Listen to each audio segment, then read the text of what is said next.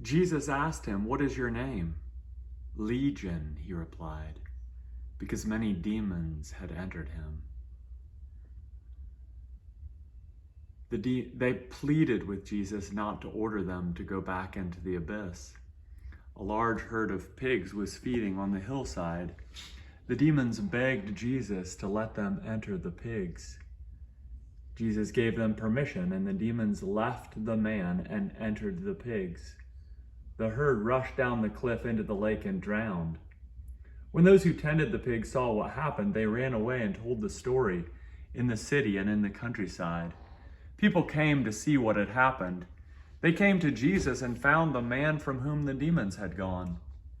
He was sitting at Jesus' feet, fully dressed and completely sane. They were filled with awe. Those people who had actually seen what had happened told them how the demon-possessed man had been delivered.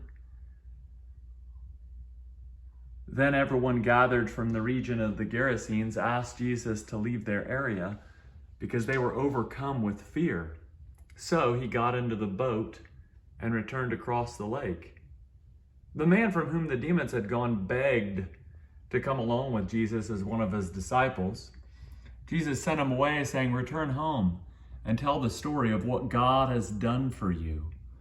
So the man went throughout the city proclaiming what Jesus had done for him. When Jesus returned, the crowd welcomed him, for they had been waiting for him. A man named Jairus, who was a synagogue leader, came and fell at Jesus' feet. He pleaded with him to come to his house because his only daughter, a 12-year-old, was dying. As Jesus moved forward, he faced smothering crowds. A woman was there who had been bleeding for 12 years. She had spent her entire livelihood on doctors, but no one could heal her. She came up behind him and touched the hem of his clothes, and at once her bleeding stopped. "Who touched me?" Jesus asked. When everyone denied it, Peter said, "Master, the crowds are surrounding you and pressing in on you." But he said, "Someone touched me. I know that power has gone out from me." When the woman saw that she couldn't escape notice, she came trembling and fell before Jesus. In front of everyone, she explained why she had touched him and how she had been immediately healed.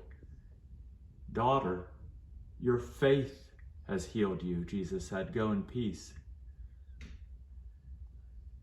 While Jesus was still speaking, someone came from the synagogue leader's house saying to Jairus, "Your daughter has died. Don't bother the teacher any longer." When Jesus heard this, he responded, "Don't be afraid, just keep trusting and she will be healed." When he came to the house, he didn't allow anyone to enter with him except Peter, John, and James, and the child's father and mother. They were all crying and mourning for her, but Jesus said, "Don't cry. She isn't dead. She's only sleeping." They laughed at him because they knew she was dead. Taking her hand, Jesus called out, "Child, get up." Her life returned and she got up at once. He directed them to give her something to eat. Her parents were beside themselves with joy. But Jesus ordered them to tell no one what had happened.